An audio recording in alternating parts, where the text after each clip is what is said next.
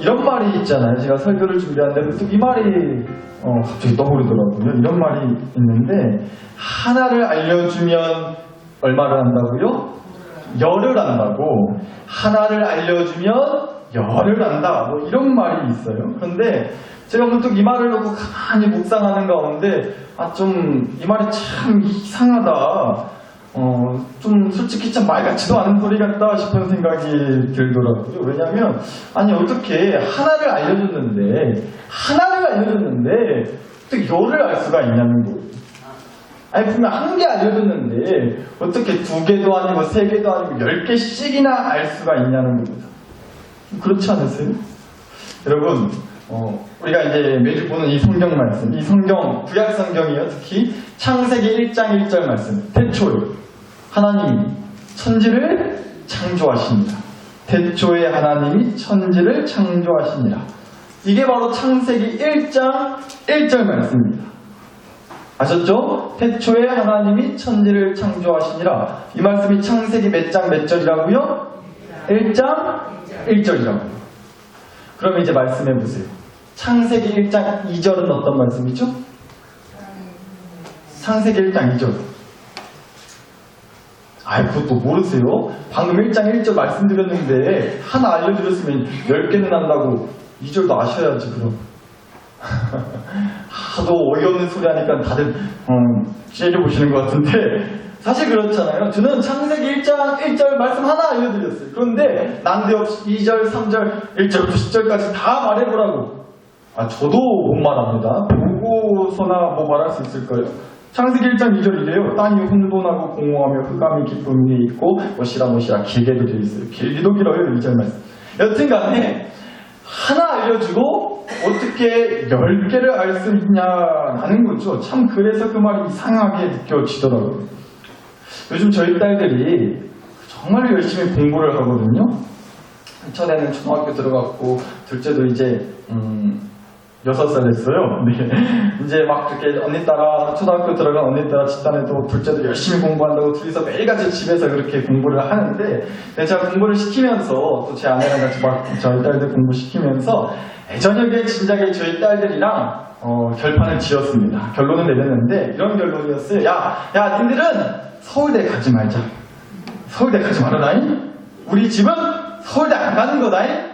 라고 확실하고 깔끔하게 그렇게 결론을 지었습니다. 왜냐면요 하나를 알려줬더니요 10개는 둘째치고 그 한 개마저도 금방 까먹더라고요. 그래서 알겠어요. 이제 서울대 안 가기로 했습니다. 그래서 보세요. 저희가 안 가는 겁니다. 서울대가 안 받아주는 게 아니고 저희가 안 가기로 한 거예요. 오라 해도 안 가려고요. 그래서 여튼간에 그러기로 했습니다. 이거 좋겠더라고요. 여러분도 그래 버리세요. 그냥 우리 집애가 그 대학을 못 가는 게 아니고 안 가는 거라고. 오라 해도 안 가는 거라고. 우리가 골라서 가는 거라고. 그렇게 그냥 우리 믿어버리자고요. 그러니까 너무 대학 같고 우리 학생들한테 뭐라 하지 않으셨으면 좋겠어요. 우리나라에 대학이 얼마나 많은데 아무 데나 골라서 가면 되죠. 다 갈 때 가겠죠. 너무 막 그러지 않으셨으면 좋겠다는 얘기를 그냥 드립니다. 여튼간에 제가 드리고 싶은 말은 이 말이에요. 하나를 알려주면 열을 한다? 그만큼이나 똑부러지고 야물딱지고 영특하다 이런 뜻으로 하는 말인 줄은 알지만 사실 그 말 그대로 놓고 보면 참 말도 안 되는 소리 같다라는 거예요. 왜요? 죄송한 얘기지만 우리가 솔직히 그만큼 대단하지를 못하잖아요. 오히려 하나를 알려주면 2개를 까먹잖아요. 새로 알려준 거 하나랑 그 전에 그나마 알고 있었던 하나까지 그나마 하나 알고 있었는데 그것까지 되려 까먹는 게 우리의 솔직한 모습이지 않냐는 거예요. 감히 여러분을 절대 무시해서 드리는 말씀이 아니라 저도 그렇고요. 우리 모두는 그렇게 뭐든지 척척 한 번에 다 알고 다 깨닫고 우리가 솔직히 그러지를 못한다는 겁니다. 연약한 인간인지라 많은 인간인지라 그런 거죠. 그래서 여러분 괜히 설교 시작부터 괜히 여러분 자신감을 자존심을 상하게 그러려고 드리는 얘기가 아니고요. 그래도 분위기가 안 좋은 것 같아요. 괜히 말 꺼낸 것 같은데 여튼간에 여러분 그래서 말씀드리는 거예요. 지난주에 이어서 오늘도 우리에게 주신 이 마가복음 1장 15절 말씀이 그래서 참 특별히 더 은혜가 되겠다라는 겁니다. 그래서 참 은혜가 되고 참 감사하다는 말씀을 좀 드리고 싶었어요. 오늘 주신 마가복음 1장 15절 말씀 다시 보시면요. 이르시되 때가 찼고 하나님의 나라가 가까이 왔으니 회개하고 복음을 믿으라 하시더라고 하시죠. 그러니까 좀 이 말씀을 좀 간단히 더 설명을 하자면 이런 말씀인 거예요. 지난주 이제 우리가 회개에 대한 얘기를 했지만 그 앞에 있는 말씀들이요. 때가 찼고 하나님의 나라가 가까이 왔다는 이 말씀은요. 먼저 때가 찼다. 때가 찼다는 건요. 그러니까 쉽게 말해 여기도 하나님 나라라는 말씀이 나와 있는데 하나님 나라에 하나님 대통령이 쉽게 말하면 지금으로 치자면 하나님 나라의 대통령이신 하나님께서 아주 오래전부터 아니 태초 전부터 계획해 놓으신 그 예수님을 통한 우리를 위해 계획해 놓으신 예수님을 통한 구원의 역사가 이제 시작될 시간이 됐다는 거예요. 그때가 찼다고 말씀하시는 그런 거라고요. 그래서 하나님의 나라가 가까이 왔으니라는 이 말씀은요 마찬가지로 그때가 돼서 그때가 차서 이제 하나님이 구원의 역사를 이루실 시간이 돼서 하나님이 그 역사를 시작하셨다라는 말씀이라는 거예요. 하나님 나라의 대통령이신 하나님이 예전에 공약으로 내걸으셨던 그 구원의 역사를 시작하셨다는 말씀입니다. 때가 차서 시간이 돼가지고. 그러니까 이 말씀은요, 하나님이 우리를 구원해 주실 그 예전부터 우리를 구원해 놓으실 그 판을 다 미리 짜셨다는 거예요. 다 짜 놓으셨다는 말씀이라는 거라고요. 그리고 이 짜놓은 판 그대로 드디어 구원의 역사를 시작할 때가 돼서 하나님이 예수님을 통해 그 구원의 역사를 시작하셨다라는 그런 얘기라는 겁니다. 마치 이런 거죠. 구약시대 때 이제 400년이 넘는 세월 동안 400년이 넘도록 애굽 나라에서 노예로 살면서 고통받던 그 이스라엘 백성들을 드디어 그 애굽 땅에서 출애굽 나올 수 있도록 벗어날 수 있도록 할 때가 돼서 그럴 시간이 돼서 하나님이 비로소 출애굽의 역사를 시작하셨던 것처럼 그것과 마찬가지로 우리에게 이 구원의 역사를 이제 시작하실 때가 되어 시작하셨다라는 그런 말씀이라는 겁니다. 그런데 여러분, 이 말씀이 특히나 은혜가 되고 감사하다고 제가 거듭 말씀드리는 이유는요. 지난 주일에 우리가 이 말씀 함께 나눴지만 이 15절 말씀에 회개하고 복음을 믿으라고 하셨잖아요. 근데 회개는 뭐라고요? 잘못했습니다. 내가 죽일 죄인입니다. 눈물 콧물 쏟아가면서 그렇게 백날 천날 말하는 게 회개가 다가 아니고 여전히 예수님 없는 인생, 예수님을 따르지 않고 예수님을 따르는 척하지만 결국 그 인생에 예수님 없이 예수님을 따르는 길로 가지 않는 채로 회개합니다. 잘못했습니다. 눈물 콧물 쏟는 그런 게 아니라 핸들을 꺾어서 예수님을 따르는 그 길로 예수님과 함께 즐겁고 기쁜 잔치를 매일같이 누리며 그 기쁨을 누리며 살아가는 그 길로 돌이키는 거, 그 길로 돌아서는 거, 그게 바로 회개라고 말씀을 드렸잖아요. 돌이키고 돌아서는 거, 핸들을 꺾고 예수님께로 말이죠.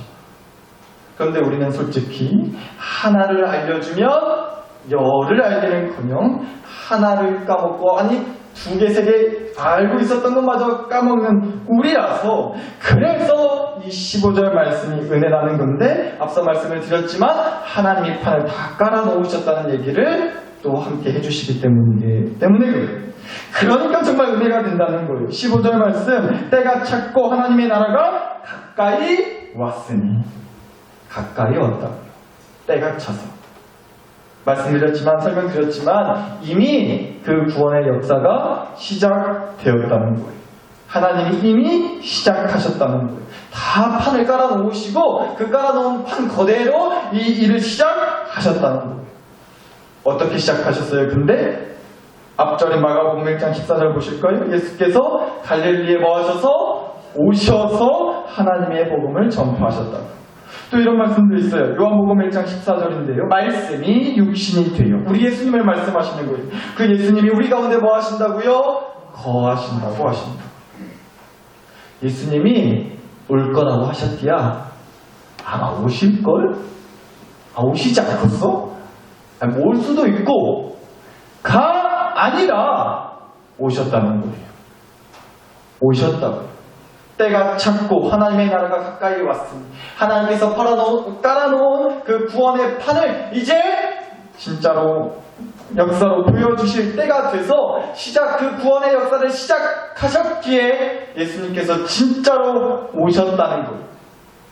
그래서 은혜라는 겁니다. 그래서 은혜라는 거예요.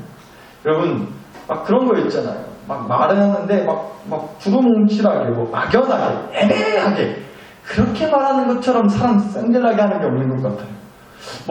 이런 게 있겠죠. 밥 먹으러 가자고 하면 저희 학생들 데리고 가끔 이제 밤사 먹이러 갈 때가 있는데 애들한테 꼭 물어봐요. 뭐 먹고 싶냐고. 먹고 싶은 거 다 말해보라고. 그러면 가장 먼저 나오는 대답이 뭔지 아세요? 아무거나래요. 아무거나. 제가 아무리 뒤져봐도 아무거나라는 걸 파는 데는 없더라고요. 네. 그런데도 물어보면 뭐 먹고 싶냐 물어보면요. 아무거나 좋대요. 아무거나 괜찮대요. 아무데나 가세요. 그것처럼 참 답답하고 깝깝한 대답이 없겠더라고요. 그래서 아무거나라고 했으니까. 그럼 중국집 갈래? 그러면 또 한 친구가 있어요. 근데 중국 음식은 좀 느끼해서 좀 그렇다고. 그래가지고 그럼 중국집 말고 어디 있을까? 목사님이 잘 아는 칼국수집 있는데 칼국수집 가자.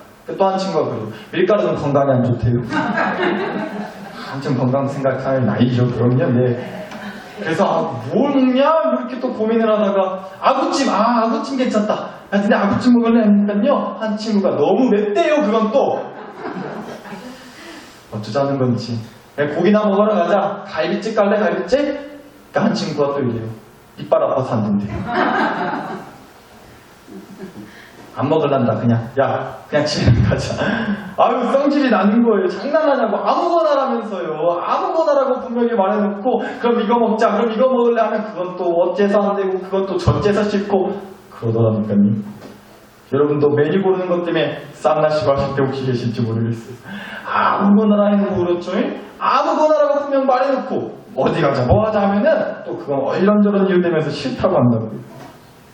회개하라고 분명 말씀하세요. 회개하고 돌이키라고 분명 말씀하신다. 예수를 따르라고 분명히 말씀하세요. 그래서 돌이켰다고요. 돌아섰다고요. 핸들을 꺾었어요. 그래서 돌아가려고 했는데 아무도 없는 거예요. 어디로 가야 될지를 모르겠는 거예요. 돌아섰는데 돌이켜봤는데 혼자인 거죠. 얼마나 막막해요? 얼마나 애매하냐고요. 돌이켜 말아. 돌아서 말아. 우리가 그럴 수 있잖아요. 그런데 그래서 말씀하시는 것 같아요. 회개하라, 돌이키라, 돌아와라. 말씀하시기 전에 그래서 말씀하신다고. 때가 찼고 하나님의 나라가 가까이 왔느니라. 예수님이요 저 멀리 우리가 잘 보이지도 않는 데 계시면서 내가 있는 이 짝으로 오라고. 여기로 와라 여기로. 보이지도 않고 들릴랑 말랑한 소리로 그러시면서 돌이키라고. 그러면서 돌아오라고 하신다면 그것처럼 승질나고 답답한 일도 없을 것 같아요.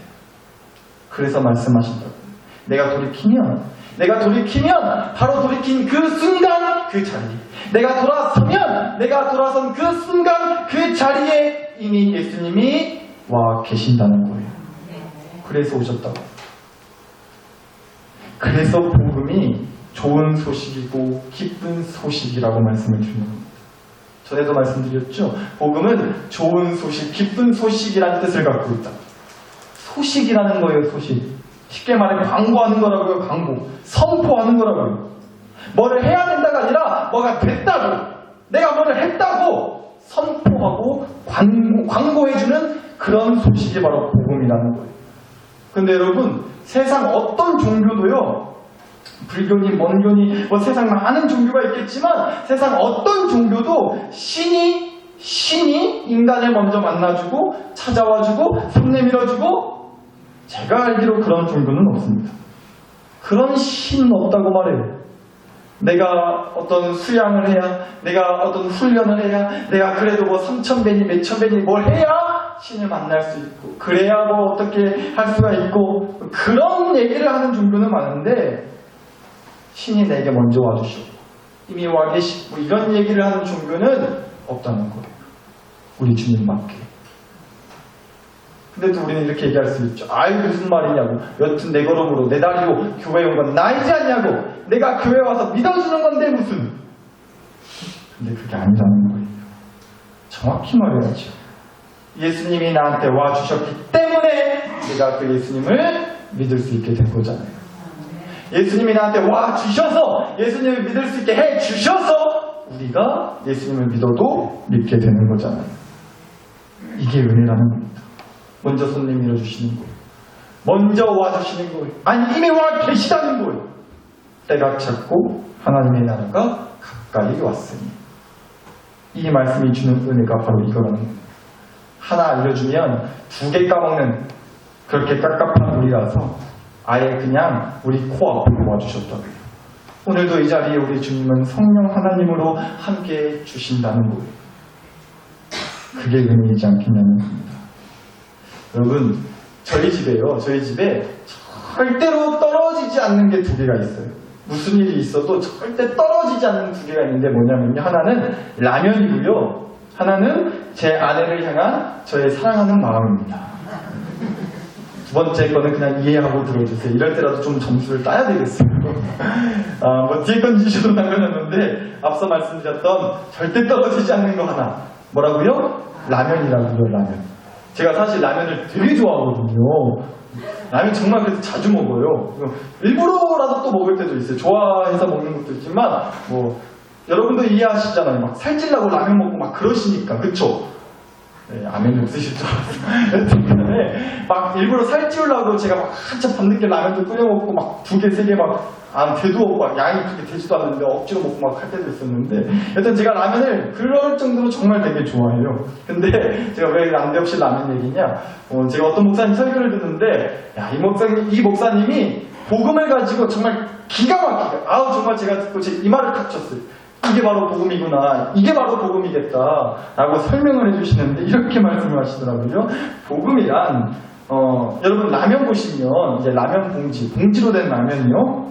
근데 봉지 뒤에 라면을 끓이는 법, 뭐 조리법 이런 거 적혀 있잖아요. 물을 얼마나 넣고 몇 분 끓이고 뭐부터 넣고 뭐 이런 거 조리법 써져 있잖아요. 근데 복음이란 그 라면 봉지 뒤에 써져 있는 라면 조리법, 라면 끓이는 법을 보고 라면을 끓이는 게 복음이 아니라 라면 다 끓였으니까 빨리 와서 먹으라고. 라면 끓기 전에 어서 와서 먹으라고.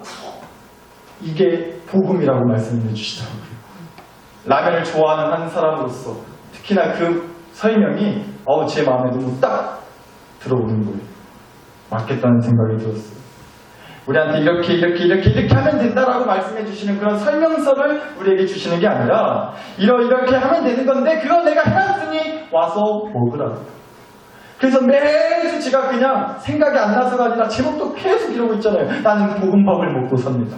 내가 볶음밥을 짓고 사는 게 아니에요. 내가 볶음밥을 직접 만들어가면서 사는 게 아니라 만들어진 나를 위해 차려놓으신 그 볶음밥상에 함께 둘러 앉아서 주님이 차려주신 그 볶음밥을 매일같이 먹는 거. 우리 그러면서 살자고 제목도 안 바꾸고 매주 이 얘기하고 있는 거. 근데 그게 바로 복음이겠죠. 라면 끓여놨으니까 빨리 와서 먹으라. 와서 먹기만 하면 된다.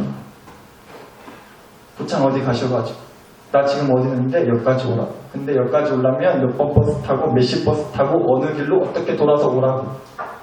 말로 하면 쉬운데요. 처음 그 길을 가는 사람은요 한낮에 걸릴 수도 있어요. 그렇잖아요. 고창이 처음인 사람은 그렇지 않겠어요. 어디로 와야 되는지 그 버스가 진짜 그 시간에 오긴 하는 건지.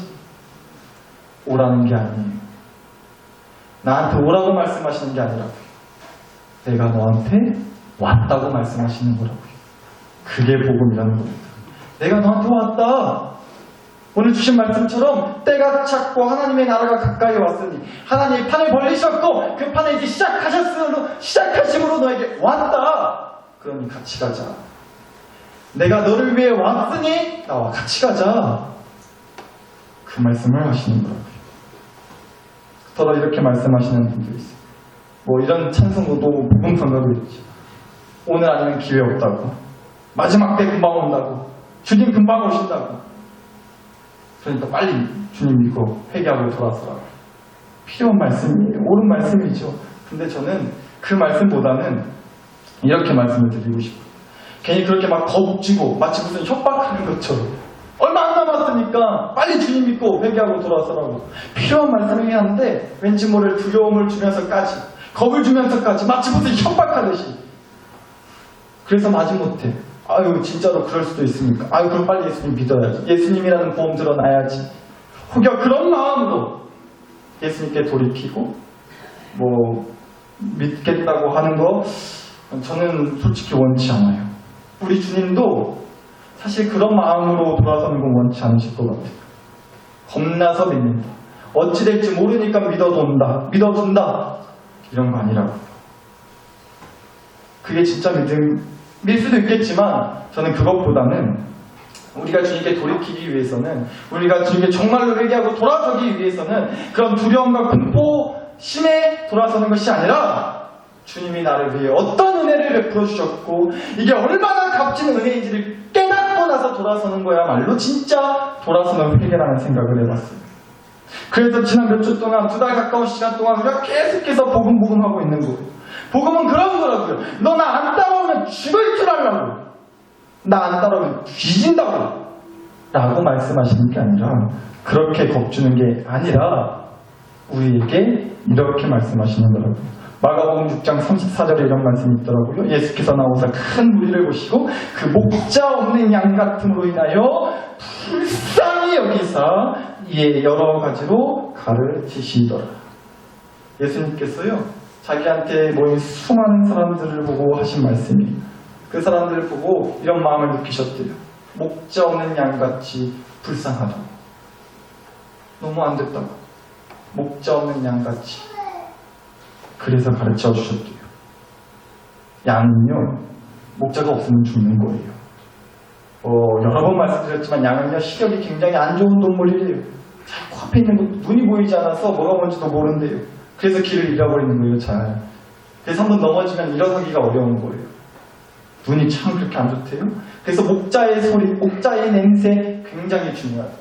민감한 거예요. 그래서 목자만 따르고 목자가 안내하고 인도하는 대로 따를 수밖에 없는 양무리. 따를 수밖에 없는 게 양무리라고 하더라고요, 실제로. 그래서 말씀하시는 것 같아요. 목자 없는 양 같아서 그래서 불쌍하다. 니네들 목자 없어서 어떡하냐. 니네들 목자 없이 어떻게 살래? 목자 없이 그동안 얼마나 힘들었냐. 얼마나 괴로웠냐. 혼자서 목자 없이. 너 그 길로 가는 거 죽는 길이다. 너 많은 거 내가 도저히 못 보겠다. 그래서 내가 너한테 왔느니라. 라고 말씀을 주시는 목자 되시는 주님이시라. 나 안 따르면 죽는다가 아니라 혼자 목자 없는 양같이 죽어가는 나를 위해 와주셨다는 거예요. 그게 목자 되시는 주님의 은혜라는 겁니다. 여러분, 저희 부부가요, 제 아내와 제가 부부싸움을 할까요? 안 할까요? 제 아내와 제가, 저희 부부가 부부싸움을 할까요? 안 할까요? 둘 중에 하나가 답이니까 하나 뭐라도 맞춰보세요. 둘 중에 하나예요. 부부싸움을 할까요? 안 할까요? 마음이 잘 없어요. 예, 선생님 어떻게 하셨죠? CCTV 잡는 맞아요. 아유, 제 아내와 저도 부부싸움 합니다. 근데 또 제가 그래도 나는 목사 아니겠어요? 목사라서 부부싸움 할 때도 막 성경적으로 은혜롭게 싸울 것 같잖아요. 아우, 당신 어떻게 그럴 수 있냐고. 요한일서 4장 11절 말씀에 하나님이 이같이 우리를 사랑하셨은지 서로 사랑함이 마땅하다고 하셨는데 어떻게 그럴 수 있냐고. 이렇게 싸울까요? 그렇지 않습니다. 예수의 이름으로 명하노니 저주하노라. 그렇게까지는 안 하더라도 저희도 살벌하게 싸울 땐 싸웁니다. 근데 여러분, 말 그대로 부부싸움이라는 거예요. 제가 왜 이야기를 하냐, 만약에 제 아내가 생각 모르는 여자고 그냥 아무 상관없는 여자라면 싸워도 부부싸움이 아닌 거죠. 그냥 싸움인 거예요. 길 가다가 어떤 여자랑 같이 그냥 싸움 난 거예요. 부부 싸움이 아니라 그냥 싸움이라는 겁니다. 그런데 저희가 부부기 때문에 싸워도 그냥 싸움이 아니라 부부 싸움이라는 거예요. 가족들끼리 싸우면 그럼 무슨 싸움일까요? 가족 싸움인 거죠. 저희 집도 가족 싸움 합니다. 근데 몇 번 말씀드렸지만 맨날 제가 져요. 촉수가 밀려가지고. 여자가 셋이고 남자는 저 혼자라 3대 1이라가지고 맨날 촉수가 밀려서 제가 질 수밖에 없는데, 가족들 함께 어울리고 부대끼고 사는 가족들이 더 많이 싸울 수밖에 없죠. 치고 받고 멋이 어쨌네 저쨌네 왜 그랬냐 그렇게 싸운다. 가족이라서 더 부대치니까 함께하니까 싸우게 된다는 겁니다. 오히려 부부고 가족이라서 더 싸운다. 그런데 여러분, 그래서 이런 말씀 드리고 싶어요. 예수님이 나한테 오셨대요. 그리고 회개하라고, 예수님께 돌이키고 돌아서라고 그렇게 말씀하신다고. 예수님한테 오라고 말씀하시네요. 그래서 말씀드렸죠. 지난 주일날 회개하는 건 단순히 뭐 이름 바꾸는 개념 정도가 아니라 내 호적을 바꾸는 거라고, 전입신고하는 거라고, 그렇게 예수님이랑 한 가족 되는 거라고. 그래서 이런 말씀 드리고 싶어요. 신앙생활이요, 교회 다니고 하나님 믿고 한다고 하는 이 신앙생활이요, 물론 그러기만을 간절히 바라고 그러기를 원하지만 항상 뭐 낭만이 있고 이 신앙생활이라는 게 항상 뭐 화목하고 그러던가요? 솔직히 안 그럴 때 있지 않아요? 가족이라서 더 싸운다니까요. 예수님이랑 한 가족 되고 나서 그저 예수님과 화목하고 예수님과 언제나 사랑이 넘치고 그러면 좋겠지만 그래야 하는 건데 그렇지 못할 때가 많잖아요. 예수님이랑 안 맞는 게 너무 많은 거예요. 예수님이랑 그래서 티격태격하는 거죠. 아니 꼭 그렇게까지 해야 되냐고요, 예수님. 아예 내 생각에 그건 좀 아닌 것 같아요, 예수님. 티격태격하는 거예요. 부대끼고 함께하다 보니까. 그런데 이거 하나는 꼭 기억하자는 겁니다. 가족이라서 그렇게 싸우지만, 가족이라서 그렇게 부딪히지만, 또 가족이라서 그래도 참아지는 것 같더라고요. 그래서 예수님이 또 참고 또 오늘도 우리에게 와주시는 것도 같아요. 그래서 오늘도 우리에게 또 오신다고요. 부딪히고 싸우고 밀어내고 예수님께가 아니라 다시 내 길로 돌이키고 돌아서 버리는 나에게 또 참고 또 와주신다고요.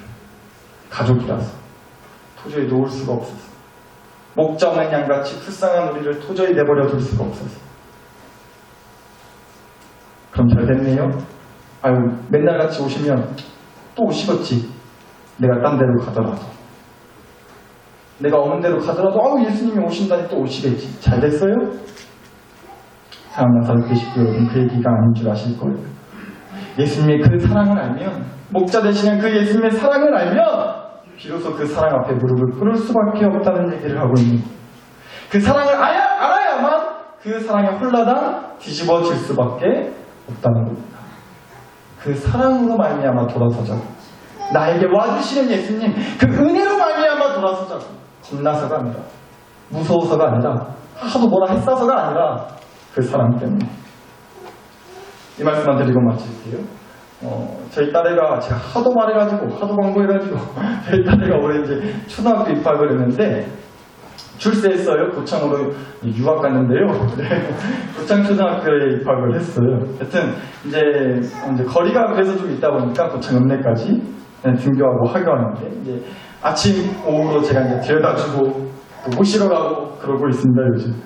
근데 이제 제가 첫날도 그랬고, 뭐 지금도 아직도 그래요. 이제 아직 햇병아리 학부형이라서 이제 1학년 된 그 어린 딸의 학교 이제 등교하는 모습을 볼 때면 왠지 모르게 더 진짜로 신경이 많이 쓰이고 그러더라고요. 근데 그래서 제가 이제 매일 아침에 이제 아침마다 데려다주고 이제 등교시키면서 생긴 버릇이 하나 있는데, 정문으로 학교 안에 이제 건물 안으로 들어서는 저희 딸 아이의 뒷모습을 사진으로 좀 남기고 싶더라고요. 그래서 매일같이 찍고 있는데 그거 하나 가지고 와봤어요. 보이시려나요? 네. 네, 저렇게 갑니다. 들어갑니다. 참 안까지 같이 못 데리고 들어가니까 저렇게 건물 안으로 들어서는 제 딸아이의 모습을, 뒷모습을 제가 저렇게 사진으로 이렇게 남기고 있는데, 저렇게 이제 혼자서 이제 교실로 향하는 딸의 뒷모습을 보면요, 아유 참 마음이 왠지 모르게 이상할 때가 좀 있어요. 이것도 얼마 안 가겠죠? 근데 참 그렇더라고요. 가서 오늘 학교 가가지고 어떻게 생활은 잘할런지, 선생님 말은 잘 들을런지, 화장실은 혼자서 갈 수는 있을런지 별의별 걱정. 죄송합니다. 아유 근데 딸 걱정을 하게 되더라고요. 근데 여러분, 그런 것 같아요. 제가 전에도 이런 말씀 한번 드린 것도 같은데, 이런 말이 있어요. 누군가의 뒷모습이 보이기 시작하면 진짜 사랑이 시작되는 거라고. 여러분, 여러분들도 다 자녀가 있으시니까, 명절 때나 주말 때 이제 시간 내서 어쩌다 한번 또 자녀들 내려온다고 했을 때, 손주들 온다고 했을 때, 어떠세요? 왜 오는지 모르겠다고, 아유, 귀찮아 죽겠다고, 아, 오지 말라고, 아유, 오지 마라잉? 이러시죠? 오면 아주 그냥 가만 안 둔다고 그냥, 다리몽둥이를 그냥 그러시잖아요. 안 그러실 줄 알아요. 아유, 온다 하면 며칠 전부터 그냥 뭐 해 먹일까, 장 보시고, 뭘 또 바리바리 싸줄까, 이것저것 그냥 난리도 아니시잖아요. 아마 그러실 줄 알아요. 근데 그렇게 와서 하루 이틀 있다가 이제 돌아갈 때가 되면 또 어떠세요? 아유, 속 시원해 죽겠다고. 아유, 속 시원하다고. 얼른 가라고. 아유, 쳐다도 보지 마라잉. 그런 마음이시죠? 그러시잖아요. 안 그러시죠? 집으로 돌아서는 그 뒷모습을 보면서 그저 걱정이 되셔갖고, 아유, 차 막힌다던데, 또 올라가느라 얼마나 고생을 할까, 운전하면서 올라가는데, 사고라도 나면 어떡하나, 내 새끼, 아이고, 내 새끼.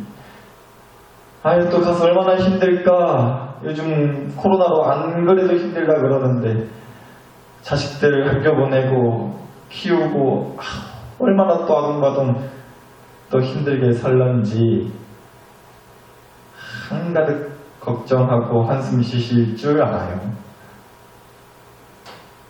그런 말이 있다니까요. 누군가의 뒷모습이 보이기 시작하면 진짜 사랑이 시작된다고요.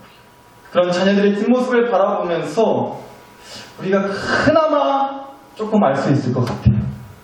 우리의 뒷모습을 바라봐 주시는 우리 주님의 그 사랑의 마음을 말입니다. 목자 없는 양같이 혼자 아둥바둥거리면서 어쩔 줄 몰라 하며 살아가는 그런 우리의 뒷모습을 보시고 도저히 가만 계실 수가 없었나 봐요. 도저히 우리를 혼자 두실 수가 없었나 봐요. 그래서 오셨다. 그래서 와주셨다고 말씀하세요. 사랑하는 나사렛 되십니다. 오늘 누가 그 주님께 우리의 뒷모습뿐만이 아니라 우리의 등을 돌이켜 우리의 앞모습까지도 보여주시겠어요. 오늘 이 시간 그런 수 있는 시간이 되었으면 정말로 좋겠습니다. 주님께 뒷모습만 보여드리는 거 말고요. 이제 우리의 등을 돌이켜 주님께로 향하여 우리의 앞모습을 주님께 보여드리고 나를 위해 왕크신 목자 되신 주님과 함께 같이 손잡고 주님이 차려놓으신 그 맛있는 복음박사, 주님이 열어주시는 그 즐겁고 기쁜 잔치를 함께 하실 수 있게 되기를 간절히 축복합니다. 이 시간 그럴 수 있게 달라고 우리가 함께 기도했으면 좋겠습니다. 오늘 주신 말씀과 은혜를 안고 여러분 자신과 가정과 교회를 위해서 함께 기도하겠습니다. 정말로 간절히 원합니다. 소망합니다. 우리 지금 누구라도 절대로 그 주님에게서 멀어지고 지난주에도 말씀드렸지만 나가신 것까지는 제가 어쩔 수 없겠는데 반드시 돌아만 오시라고 우리에게 이미 와주신 주님 덕분에 우리가 돌아설 수 있는 거다. 그 사랑과 은혜가 얼마나 귀하고 값진 것인지를 깨닫게 해달라고 기도하실 수 있었으면 좋겠어요. 그래야 돌아갈 수 있어요. 그래야 돌이켜도 돌이킬 수 있다고. 우리에게 와주신 주님, 오늘도 우리의 마음의 문을 두드려 주십니다. 믿습니다. 그 주님께 우리 앞모습 좀 보여드립시다. 그럴 수 있게 해달라고 기도하자. 이 시간 주신 말씀과 은혜를 안고 함께 기도하겠습니다. 함께 기도하시죠.